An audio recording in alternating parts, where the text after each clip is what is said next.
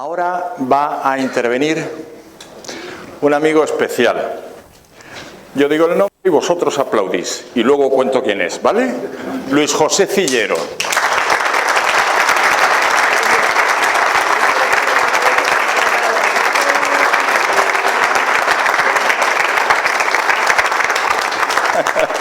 A Luis José, que te pongan el chisme. Mientras voy diciendo yo algunas cosas de Luis José que leo para no equivocarme. Lo más importante ya lo he dicho, que es un amigo especial, ¿eh? Pero bueno, independientemente de eso, Luis José, pues a ver, que es que lo tengo esto desordenado con el programita y tal. Es licenciado en Filosofía y Letras en la especialidad de Geografía e Historia, de la que es doctor, por la Universidad San Pablo CEU, es doctor en Historia. Y ha trabajado en el ámbito privado y en el público, y ahora mismo, y eso es una de las cosas que lo cualifican más para estar entre nosotros, aparte de lo de ser amigos, una de las cosas que más lo cualifican es que él es director del Colegio Internacional Peñacorada, en León. En Derecho a Vivir queremos hacer mucho el énfasis en la formación, en la difusión, en la comunicación y en la formación de jóvenes, en la información y en la divulgación de la buena información sobre temas de la ONU. Por eso hicimos en diciembre una campaña, o un curso mejor dicho, y seguiremos haciéndolo, de formación para nosotros mismos sobre charlas sobre el aborto, sobre comunicación oral, etcétera. Bueno, ahora tenemos el otro lado de la cara. Este señor es director de un colegio, de uno de esos sitios a los que queremos ir para hablarles a los chavales, a los adolescentes sobre el aborto. Y él, como especialista en formación, como director de un colegio, como voluntario de Derecho a Vivir y como amigo, nos va a contar cómo hacerlo. Otro aplauso, por favor.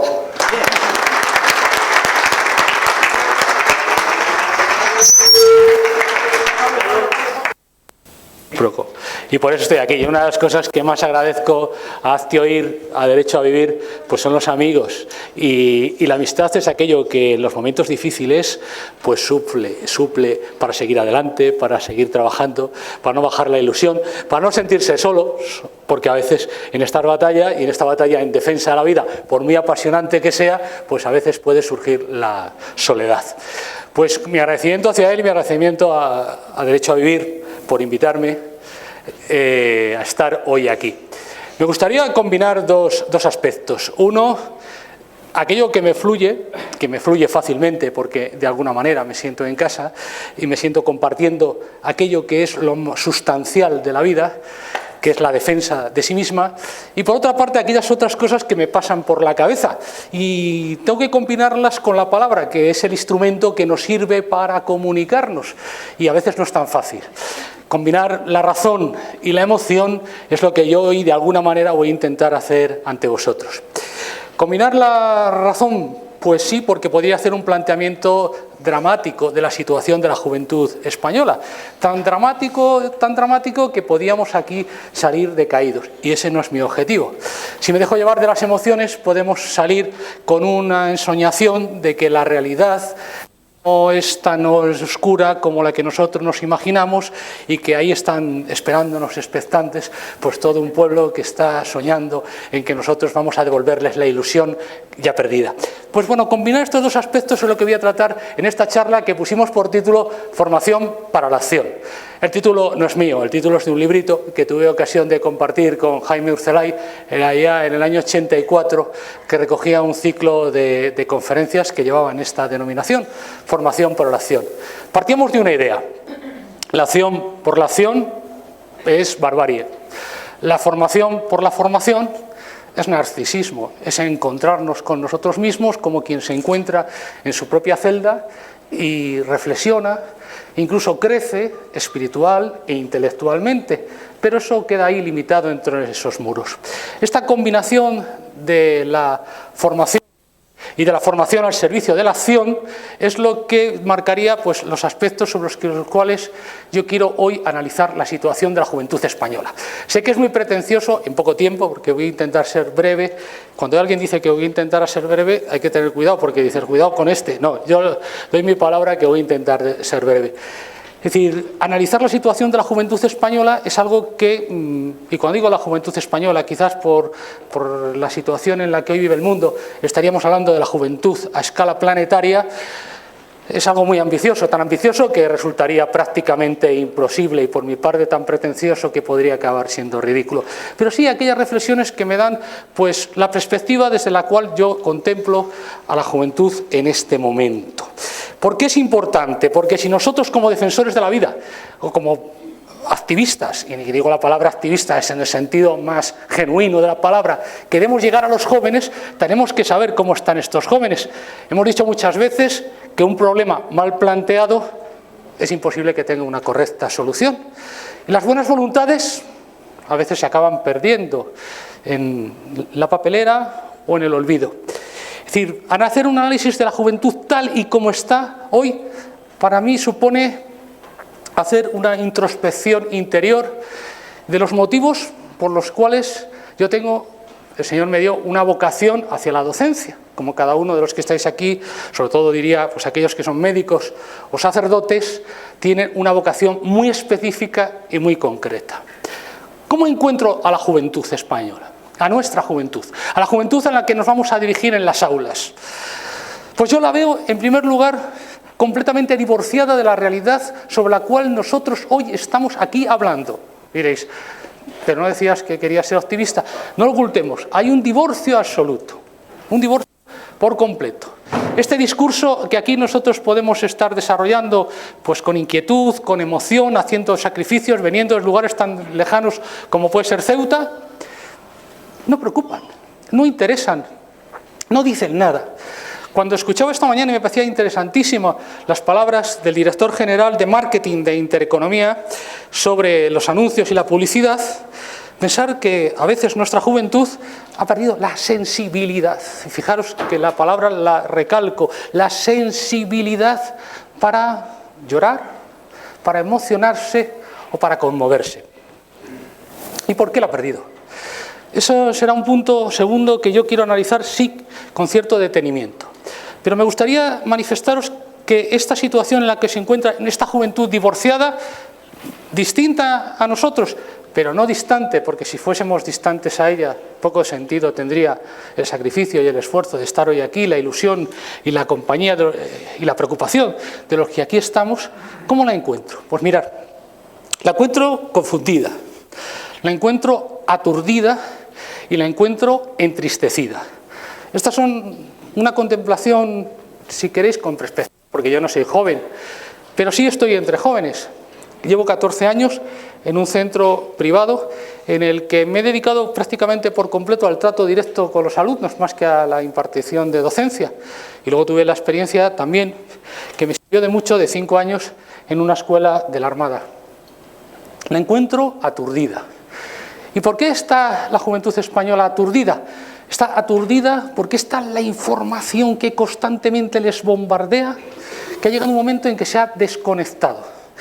Y da igual importancia a lo que es constituyente que aquello que es puramente accesorio. Es decir, ya las modas son tan pasajeras y tan rápidas que corren por sus cabezas prácticamente sin que existan ya lo que llamaban las tribus urbanas, que muchos recordaréis y que marcaron ciertos momentos de los años 80. La juventud aturdida, ya no quiere escuchar. Es decir, es muy difícil mantener una conversación profunda porque vamos corriendo, vamos deprisa. Y es tanto lo que me está llegando por Facebook, por las redes sociales, que tienen unos fines muy buenos y que para nosotros son fundamentales, pero que mal empleadas pues están llevando al aturdimiento de la juventud y de nuestra juventud. En segundo lugar, tenemos una juventud confundida. Confundida porque, y esto es muy grave, no es que quiera dar más énfasis a estas palabras, pero sí que me gustaría destacarlas, es muy grave porque hay carencia de maestros. Y cuando digo de maestros no me estoy refiriendo a maestros de la docencia. Hay una carencia de maestros en la vida pública. Y cuando digo la vida pública me refiero a la clase dirigente. Hay una carencia de maestros en la vida política. Y cuando digo maestros digo líderes. Yo diría estadistas. Es decir, gentes de gran categoría, que por emulación ellos quieran ser como esa persona.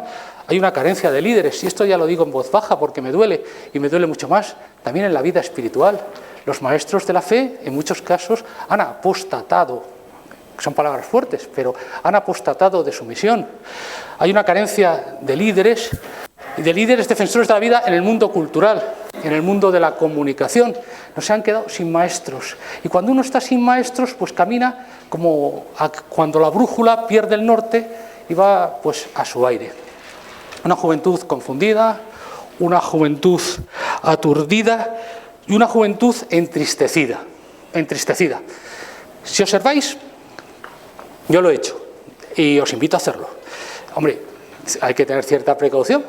La gente en una discoteca se lo pasa bien, todos hemos ido a una discoteca, y el que no vaya a los 16 o 18 años lo hará a los 40 y podrá hacer un poco el ridículo. Eso es la adolescencia. La adolescencia hay que pasarla la adolescencia y pasarla viviéndola intensamente, incluso con sus riesgos, o sí. Es algo que forma parte del desarrollo de la persona. Siempre lo he dicho, sea adolescente a la edad en que hay que ser adolescente, porque si no, de lo contrario, lo serás a destiempo y harás algo que es muy triste, pero es el ridículo. Pues la gente en las discotecas está triste, en primer lugar porque no puede hablar. La gente no se comunica. No tengo nada en contra de las discotecas, ¿eh? Con esto no es que vaya a hacer aquí una campaña. Yo he ido a una discoteca muchas veces, no una ni dos, sino muchas. Pero no hay comunicación, hay un gesto pues apagado.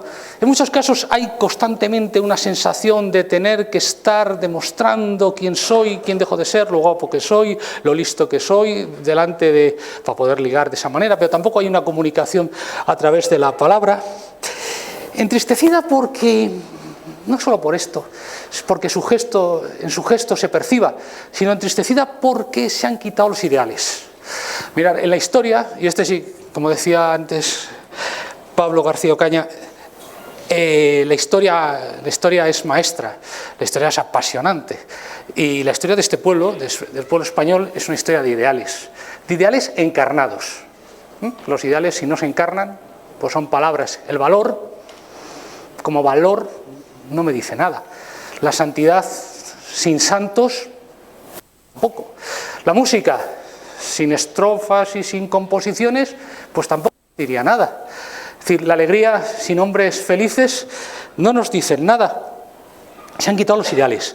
Y se han perdido los ideales sobre pretexto de otros. Y sabéis que cuando un ideal se pierde, se sustituye por otro. Se ha quitado el ideal de la fe, que para mí es muy importante. Es decir, yo sé que la defensa de la vida se puede hacer desde diferentes ámbitos.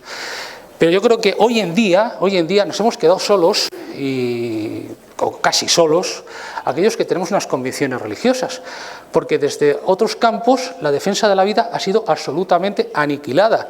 Es decir, no tendría ningún sentido. El hombre es un animal racional, pero al fin y al cabo un animal. Para nosotros el hombre tiene una dimensión completamente distinta. Para un cristiano el hombre tiene una trascendencia, es un ser único e irrepetible. Su papel en la historia y en la vida es que cobra otra dimensión completamente diferente a la de un animal racional.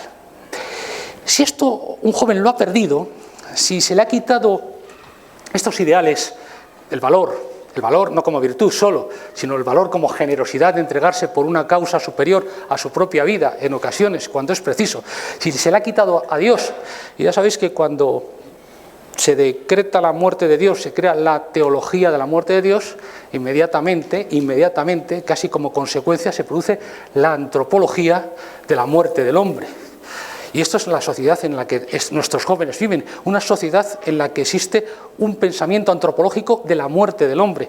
Y no la muerte porque se dé culto a la muerte ante un cementerio, ante los camposantos, sino porque se cultiva, se crea y se idealiza la mujer infecunda, la madre que ha sido esterilizada para que no pueda poder tener hijos. Todos estos valores han ido desapareciendo de la cultura dominante y esos valores se los hemos quitado a nuestros jóvenes. ¿Y a cambio qué han puesto? Pues han puesto el becerro de oro.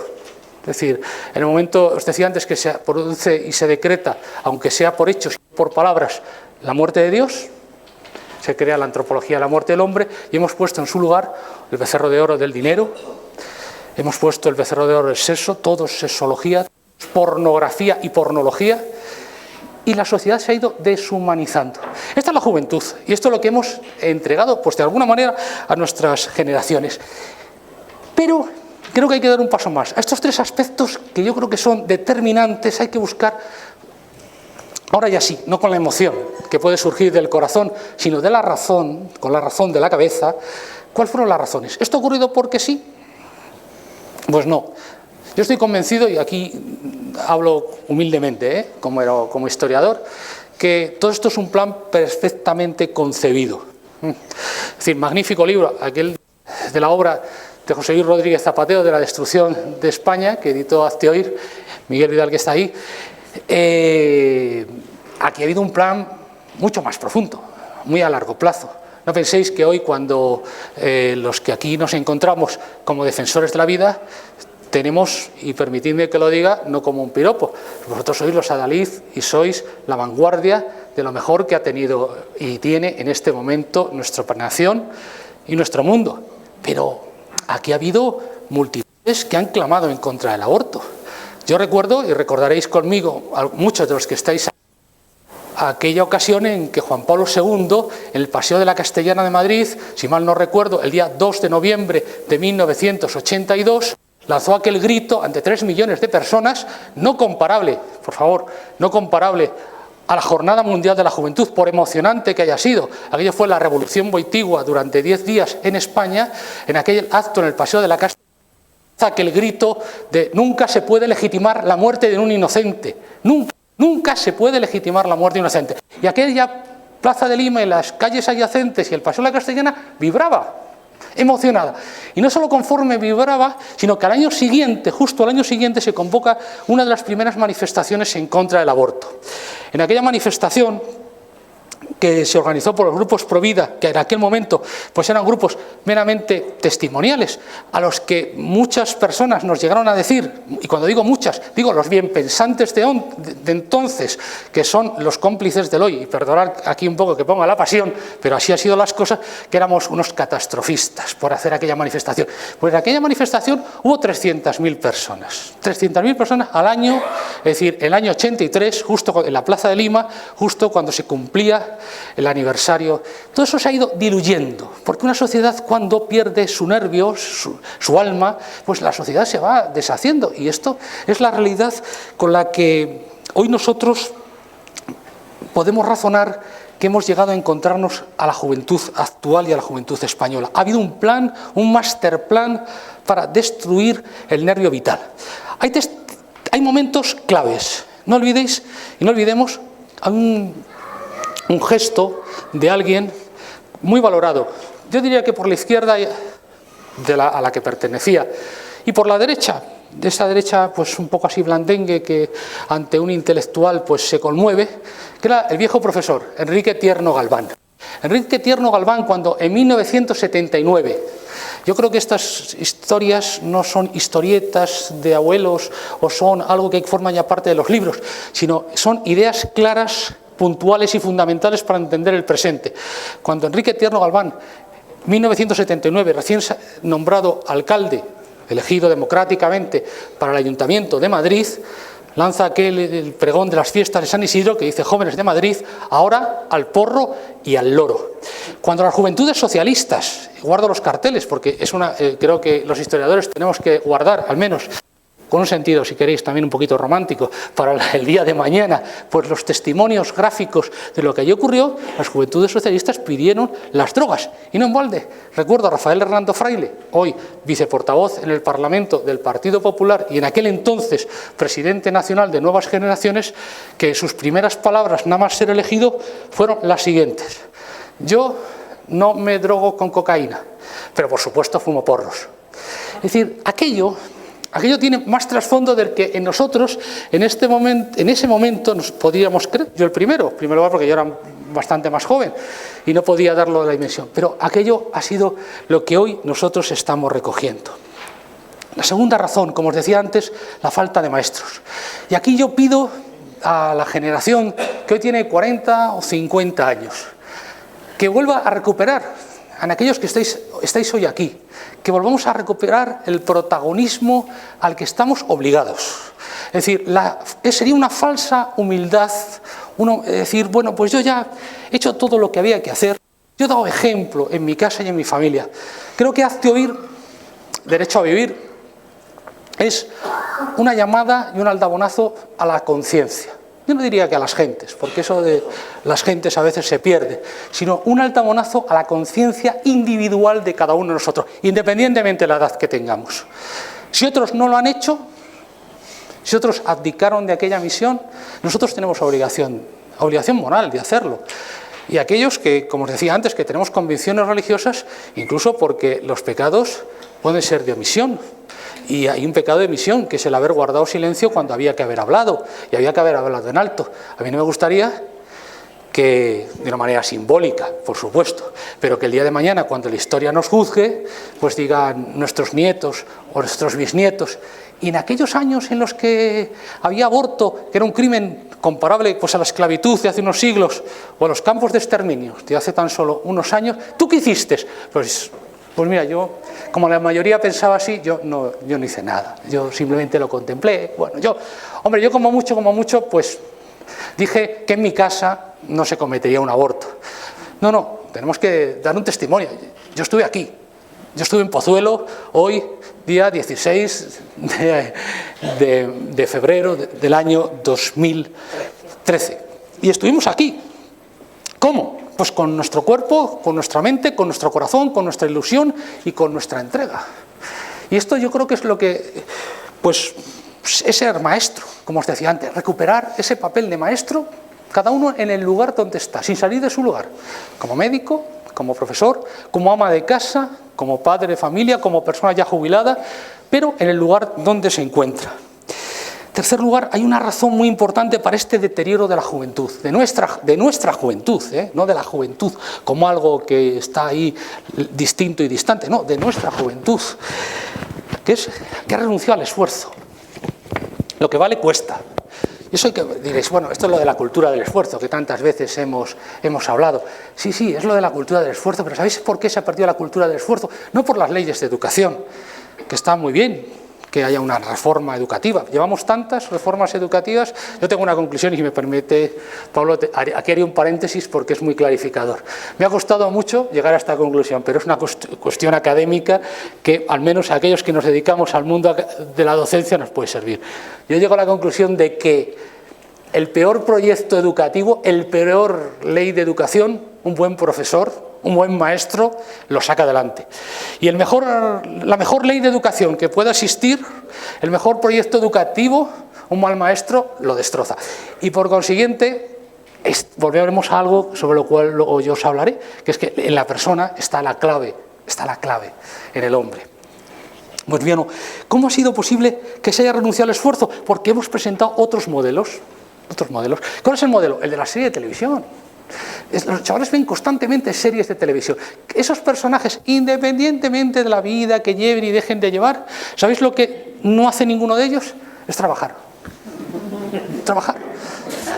Es decir, es una cosa, son vidas muy complicadas, muy complejas, muy amorosas, todo lo amorosas que queráis. No digo pornográficas, pero unas vidas muy románticas, todas muy rosas ya empleados en todos los sentidos de la palabra, pero ahí no trabaja nadie. Es decir, allí nadie tiene que, unos porque tendrán mucho dinero y otros, aún no teniéndolo, pues tampoco, porque sus preocupaciones son otras. Eso va calando. Y a la falta de maestros, pues hemos convertido a estos personajes de televisión, que más bien son marionetas o títeres, pero está muy bien pensado, no penséis, o no creamos, no seamos ingenuos. Yo creo que una de las grandes lecciones que en el 2013 Derecho a Vivir tiene que tener claro, y todos nosotros, porque de hecho vivir somos las personas, es que no hay que ser ingenuos. No pensemos que las cosas ocurren porque sí, que no están pensadas, que no están reflexionadas, que no tienen un objetivo último. Por supuesto que en Hollywood hay objetivos últimos.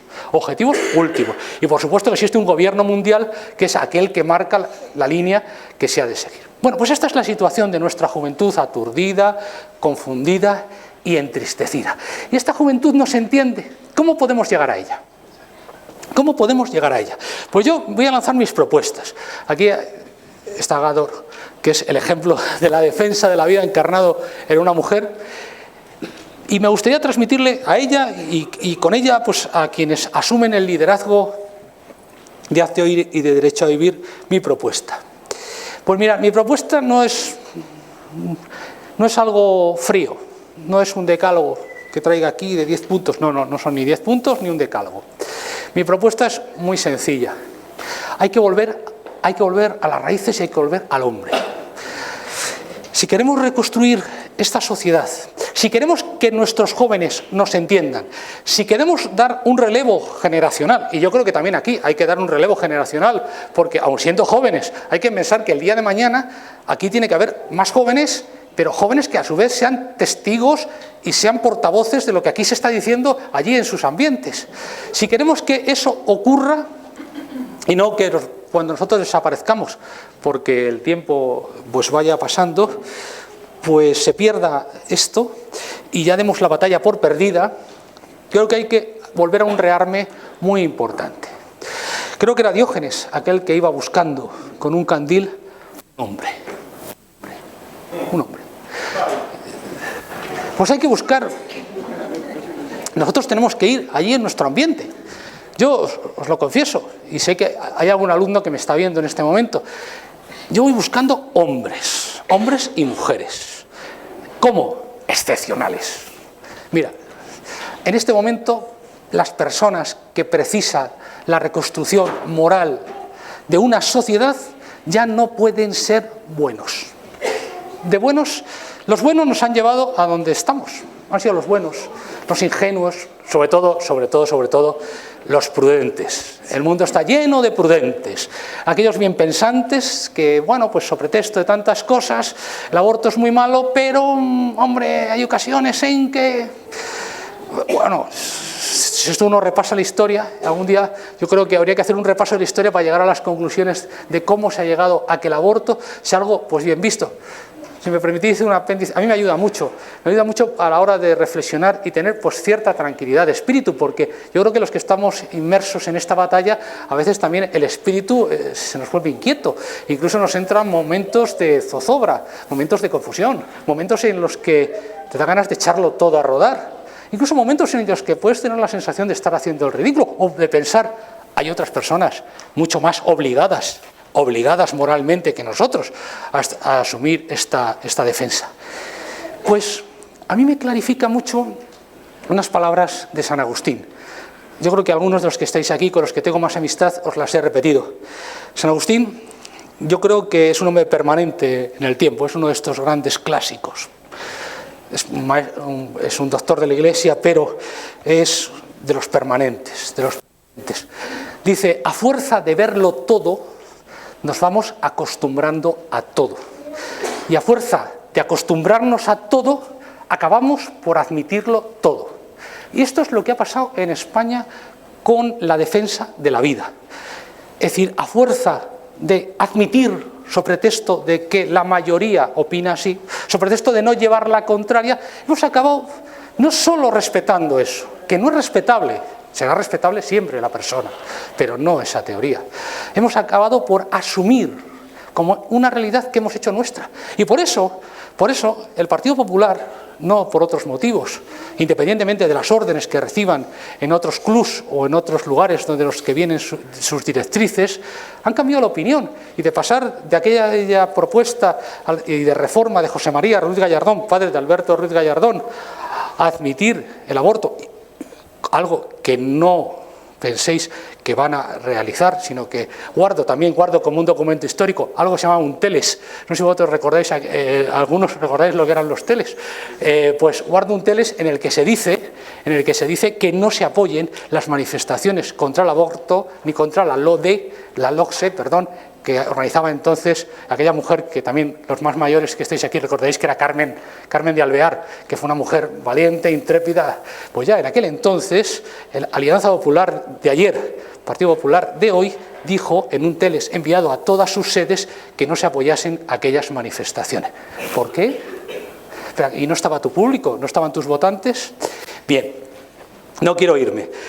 Hay que formar y encontrar hombres. Y esto es el mensaje de este final, de mi remate. Hay que buscar allí donde encontremos jóvenes excepcionales, inquietos, rebeldes, que tengan fortaleza. Virtud de los fuertes. Es decir, hace falta gente con fortaleza, gente que sepa navegar contra corriente. Es decir, el ambiente va en contra, pero te busco para que navegues contra corriente, contra el ambiente, en contra de tu mundo. Hay que formarlos. Y hay que formarlos como líderes. Y aquí ya sé que me puedo ir a otro tema que se ha tratado tantas veces en reuniones de Hazte Oír, la formación de líderes, aquel libro fantástico del Padre Ayala sobre el liderazgo, fantástico, de lo mejor que yo creo que podemos encontrar en literatura clásica. Formar a esos jóvenes como líderes. Allí donde aparece un joven con inquietud, con categoría humana, por favor, no hay que dejarle pasar. Decía alguien que voy a citar, ya sé que no es de los políticos políticamente correctos, por no dar la redundancia, pero ha sido de las personas que guardo más cariño por la amistad que me unió, que fue Gonzalo Fernández de la Mora. Gonzalo Fernández de la Mora, embajador de España y ministro de Trabajo, un día, poco antes de su muerte, en Pollo, un pueblecito de la provincia de Pontevedra, en una conversación de esas íntimas que tienes y que sabes que eres testigo que estás ante la historia, para un historiador con la historia, yo diría, me dijo algo que me dejó grabado, me marcó mucho. Dijo, ¿sabes lo que diferencia a un gran hombre de un hombre pequeño? Usted dirá, digo, la inteligencia. No. Dice, la diferencia es que aquel hombre grande, cuando ve pasar a su lado un talento encarnado en otra persona, no le resulta indiferente, sino que lo aprovecha. Mientras que el mediocre trata de evitar a aquellos que considera más capacitados, con más cualidades que las que él pueda tener, so pretexto de que le pueda hacer sombra. Pues aquella idea, para mí, yo creo que hoy nos la podemos aplicar en nuestra conquista de la juventud y de estos líderes. ¿De 100? No. De 100 aquí, ya sé que alguien dijo, de 100 almas nos interesan las 100, por supuesto, para el cielo, pero de 100 para el liderazgo nos interesan aquellos que quieran asumir el liderazgo como un sacrificio, como una vocación y como una entrega. ¿Y cuáles van a ser las bases? Rápidamente, ¿cuáles van a ser las bases de esos jóvenes que tenemos que encontrar que mañana sean los defensores de la vida en medio de la sociedad y los transmisores en la sociedad? Pues en primer lugar, que tengan vida interior. Mira, la gente simple, yo sé que esto no está bien y siento que se esté retransmitiendo, pero a veces me aburre. Es decir, yo creo que de simplezas estamos hartos. Es decir, hombre, yo incluso hasta para pasármelo bien prefiero que sea una conversación grata, divertida, pero no simple, porque para hablar de lo que se habla en el ascensor con quien desconoces, yo para eso no dedico mi tiempo, ya con eso me monto en el ascensor y subo y bajo las veces que haga falta, a ver en quién coincido. Te hace falta gente que tenga vida interior. La vida interior no solo es, y lo es, pues esa relación personal que uno puede tener con Dios, que es el mayor enriquecimiento. Es decir, yo me comunico personalmente con Dios tanto en cuanto soy capaz de meterme en mi interior y descubrir mi propia dimensión espiritual, es verdad. Pero también es otra vida interior, que es la vida interior del silencio. Cuando uno guarda silencio, sabéis que se encuentra consigo mismo. Por eso hoy nuestros jóvenes y nuestros no jóvenes, tratamos de evitar el silencio. Llegamos a casa y ponemos la televisión rápidamente, aunque sea porque haga ruido. Montamos en el coche y rápidamente ponemos la radio, aunque pues no nos interese lo que estén diciendo en ese momento, pero encontrarnos con nosotros a solas, no. Eso no. Pues gente que sea capaz de encontrarse a sí mismo, a sí misma, que se descubre. Yo creo que esto es clave. Esto es muy importante. Cuando tú te encuentras con alguien que tiene vida interior, no es que lo percibas, es que prácticamente esa vida interior te trasciende de alguna manera. Sus inquietudes, sus preocupaciones. Y dices, este tiene algo, no es como los demás. Esta persona tiene, yo diría que fuego, porque el fuego se cultiva dentro. Y ese fuego es el que no quema, pero sí ilumina a aquellos que se acerquen. Pues jóvenes con vida interior, a ser posible, yo soy parcial, lo reconozco, una vida interior espiritual que les dé su propia dimensión, vida interior humana, en virtudes humanas, que ilumine con sus maneras a los que están a su alrededor. En segundo lugar, que sean jóvenes inquietos. Esa inquietud hay que fomentarla ¿cómo? Que no sean indiferentes con lo que ocurre en su tiempo. A nosotros nos preocupa todo, absolutamente todo. Es decir, tenemos que buscar unos líderes pro vida, en defensa de la vida, que les preocupe su mundo, su tiempo, las circunstancias que les envuelven, que les preocupe el día a día. Es decir, que ya sé que es muy importante leer el Marca, pero antes atentos y estén interrogándose pues, por la actualidad de su momento, de este momento que es histórico y es el que nos ha tocado vivir. En tercer lugar, que sean expertos en humanidad. Ser expertos en humanidad. Es que es una cosa tan grande. Juan Pablo II, y perdonar la pasión en las citas a Juan Pablo II, pero ha sido el Papa que más he conocido y a quien yo creo que más nos ha marcado a las personas de mi generación. Pues Juan Pablo II, en el discurso que pronuncia en la Jornada Mundial de la Juventud de París, es inolvidable. Os lo recomiendo, ahora en internet lo podéis recuperar. Habla de que hacen falta expertos en humanidad, expertos en el trato con la gente, expertos en la comprensión de la gente, pero también expertos en no doblegarse y no doblegar la verdad a criterios de opiniones ajenas. Por último, hace falta jóvenes con atractivo humano. Con atractivo humano. ¿Y por qué? Porque nuestras ideas y la idea de defensa de la vida ha de transmitirse no solo con un lenguaje, sino ha de transmitirse también con unas formas que sean gratas, que sean amables. Y gratas y amables no están reñidas con que sean contundentes y con que sean exigentes. Pero si hoy el joven lo que está buscando son pilares a los que sostenerse, pilares a los que agarrarse. Es decir, el libre examen, el protestantismo, no solo religioso, sino el protestantismo en la vida, lleva a la confusión. Hace falta que seamos faros y focos que iluminen, faros y focos que iluminen, pero con atractivo, con simpatía, con genio, con palabra, con gestos, con cariño. Que seamos transmisores, diría, como decía San Pablo, a tiempo y a destiempo.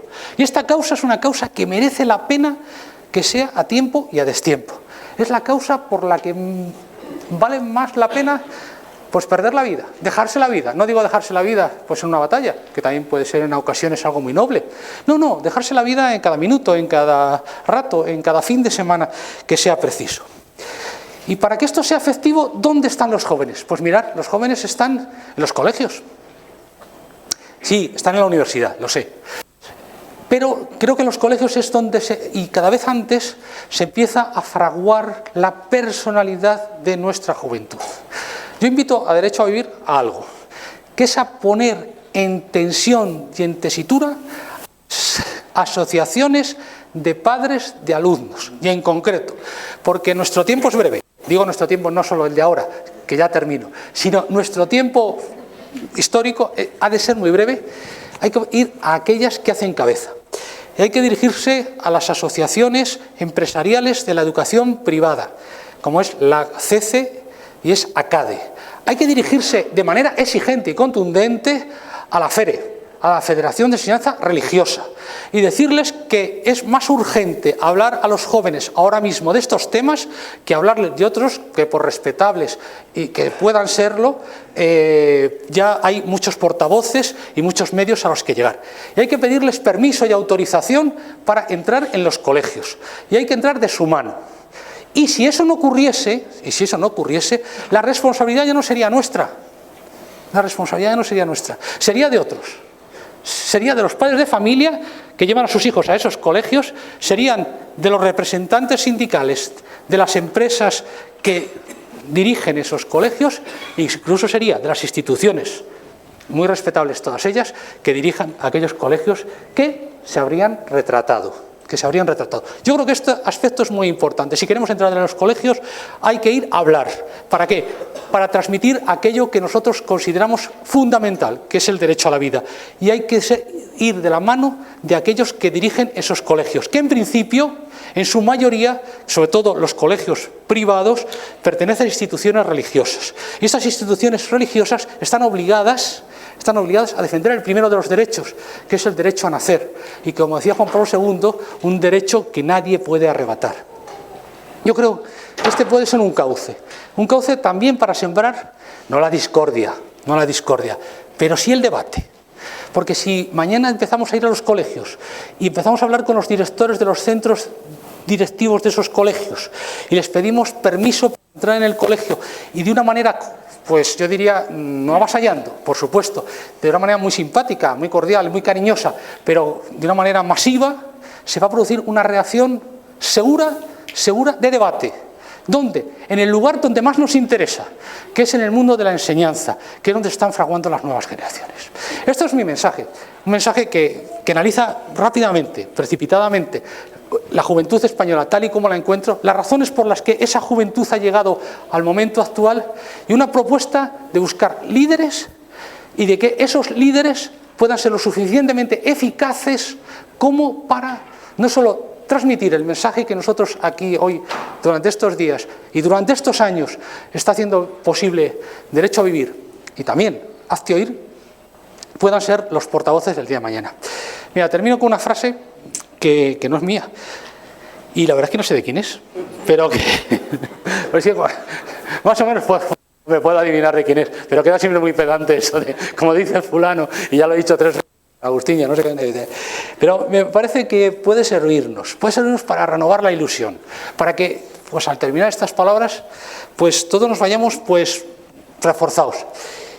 Y dice, el mundo es de Dios, el mundo es de Dios, pero Dios se lo alquila a los valientes, a los intrépidos, a los audaces, y yo incluyo, a veces se lo alquila a los temerarios. Pues yo creo que si tenemos esa seguridad, esa convicción, que yo creo que es capaz de mover, si la arraigamos de verdad en nuestro interior, será capaz de mover las montañas, tener la certeza de que esta causa no solo ha merecido la pena, sino que esta causa triunfará. Muchas gracias.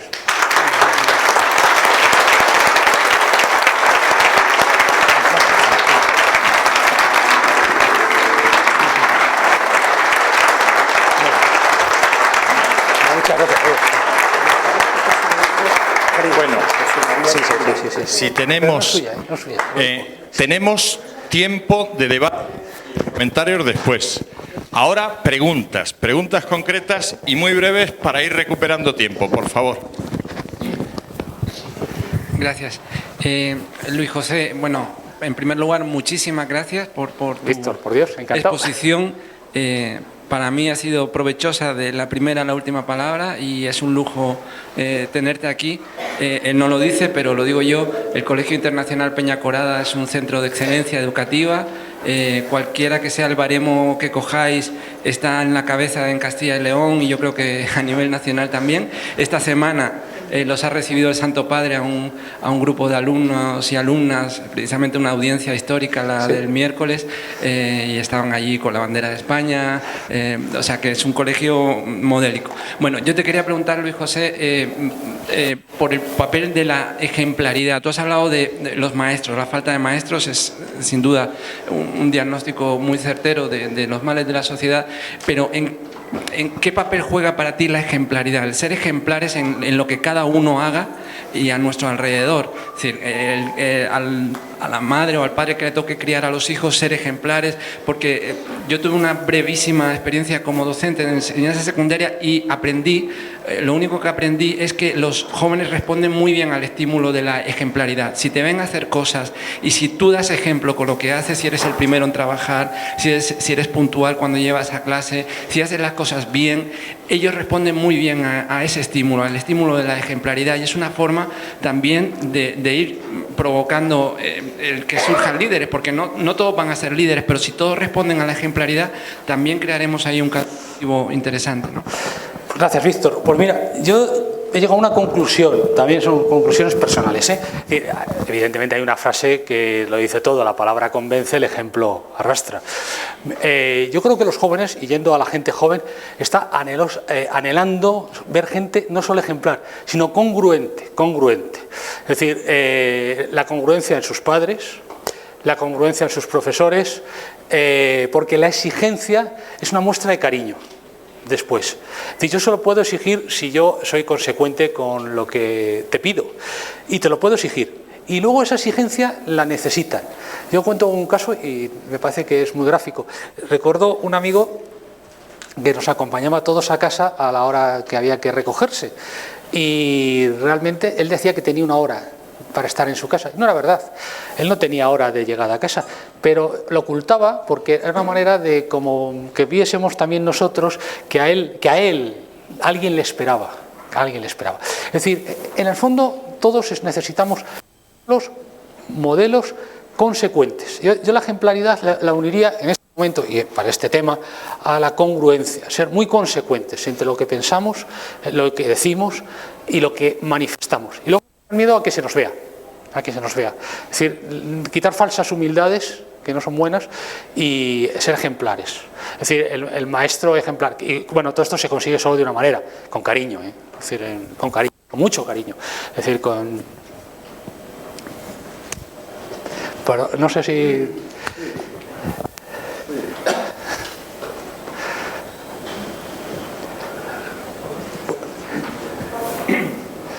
Perdón, es que me estaban dando una primicia mundial que luego daré yo. Por favor. Pero aquí, ¿quién es el profesional? No, que luego daré yo. Hombre, por favor.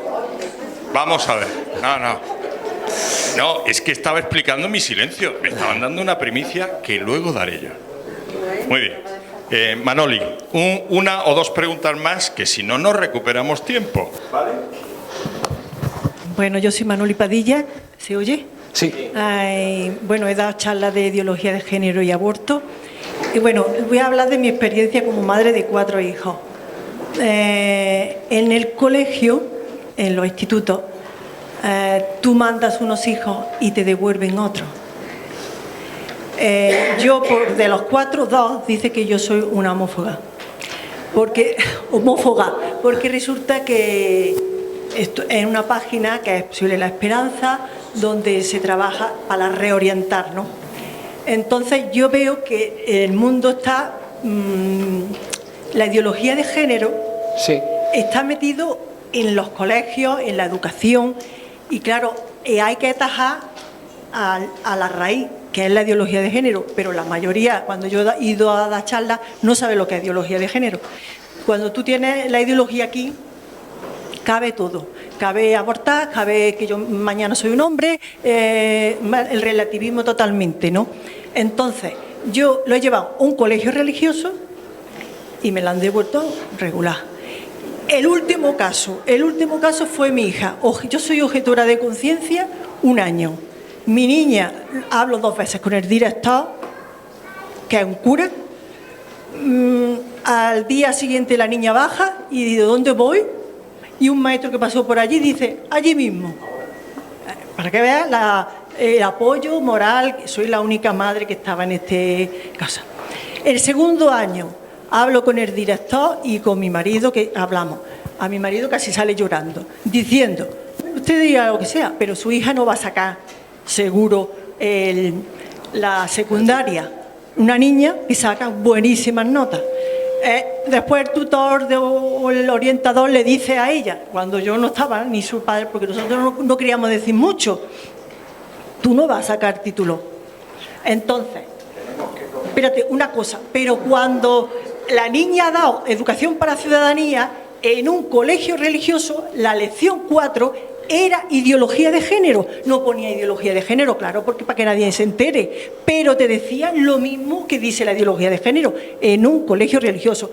Tú mandas niños y te devuelven enemigos. Yo, gracias a Dios, estos 2 que dicen que soy homófoba, ya he llegado a la paz, pero a lo primero decía, mamá, ¿pero tú qué estás diciendo? Y ahora que voy a hacer un curso de homosexualidad, ya esta está loca ya de verdad. Bueno, yo hago un inciso. Es que pocas personas hay tan guerrilleras como Manoli, y lo ha pasado muy mal con ese tema. No sé si quieres decir algo tú a eso o... Yo decirte, te entiendo, que entiendo tu sufrimiento y entiendo otra cosa, que a veces no podemos pedir a un muchacho que sea un héroe, porque es muy difícil. es muy difícil. Entonces, están en medio de lobos.